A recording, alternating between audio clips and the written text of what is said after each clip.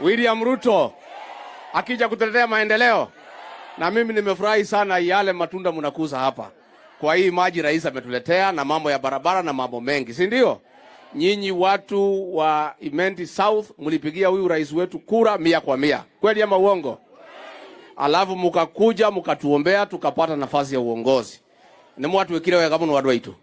Ithe tiguo? Na no wetu tiari handu hega. Tanie madari handu hacheke.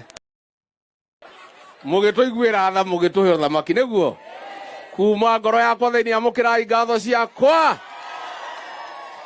Na sisi huyu mheshimiwa wenu huyu Mwiti nimekuja kushitaki yeye kwenu.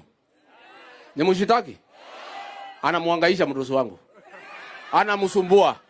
Mambo ya barabara, mambo ya stima, mambo ya maji. Aendelee kuhangaisha rais awawache. Amuhangaishe ama wache? Ahangaishe rais? Inyuanga mutiri anwega. Mnasema mdozi wangu aendelee kuhangaishwa? Kwa hivyo watu wetu, sisi yetu ni kufanya kazi, sisi ni kumuunga rais mkono. Vile rais amesema alichukua Kenya akakuta ikiwa kwa deni.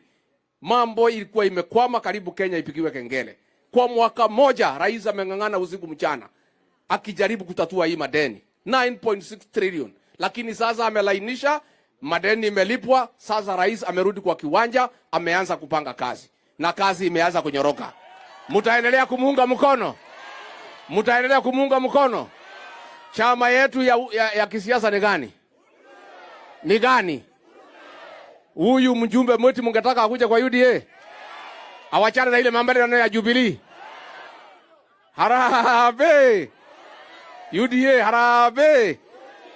Sasa wewe Dr. Mwiti umesikia?